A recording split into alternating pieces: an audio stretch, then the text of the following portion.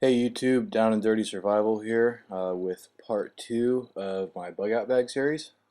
Right here we've got two heavy duty Ziploc bags. On the left hand side it has a fleece jacket that I got for $4 at a thrift store. Didn't want to spend a lot of money on it, didn't need to, and it's plenty high quality. On the right hand side we got some various clothing items. I've got a big pair of fluffy wool socks. They're great for sleeping at night or hiking during the day. I've also got a beanie, a neck gaiter, three handkerchiefs, which you can never have enough of. They're great for cleaning anything from your body to pots and pans, not in that order. And you can also use them for a tourniquet if you have to, for a scarf. You soak it in water, tie it around your head on a hot day. It's quite refreshing.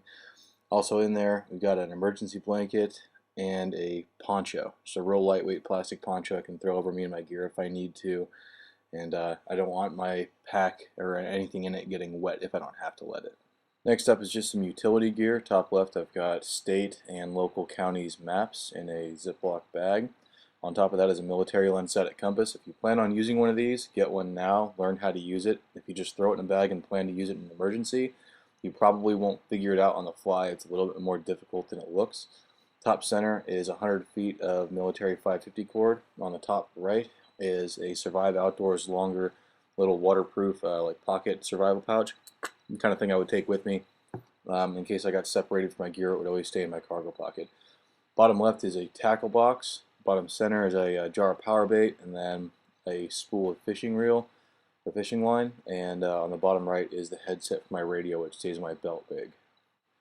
All right, last but certainly not least, I've got a few little goodies that I keep in a separate Ziploc bag. Top left is a tube of Neosporin that can literally be a lifesaver if you get a cut that might get infected and you don't have medical services available to you, which if you're using a bug out bag, you probably won't.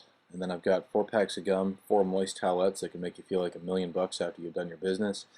Next down is 4 packs of MRE toilet paper. I should probably add more, but each one of those things is good for about 3 to 4 uses for one person. Next up is 2 sets of batteries for my radio. Bottom left is magnesium bar. I know how to use it. I've used it. I don't ever plan on using it unless I absolutely have to. I'd rather just keep plenty of lighters around in waterproof containers and make my life easier. So there's 2 lighters right there and 4 packs of waterproof matches. Alright, that about wraps it up. So just a few notes in conclusion about why I built this bag the way I did. I know that it's designed to get me from point A to point B in as little time as possible. So, 3-4 days tops, at least I hope. But that doesn't mean that I'm not going to plan for contingencies. What if I have to go around something or a bunch of people and it ends up taking me a week and a half? I need to be ready for that. Just because, like I said earlier, just because I only plan on being out for 3 or 4 days doesn't mean I'm going to bring one tiny bottle of water purification tablets instead of a water filter that I could use indefinitely.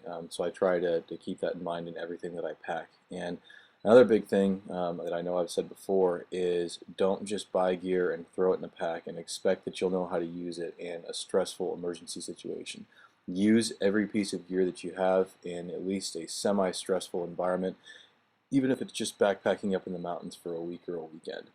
So I got a video coming up on the final piece of my bug out gear, which is a belt rig that holds quite a bit more actually. So stay tuned for that, and I'll see you soon. Stay classy, YouTube.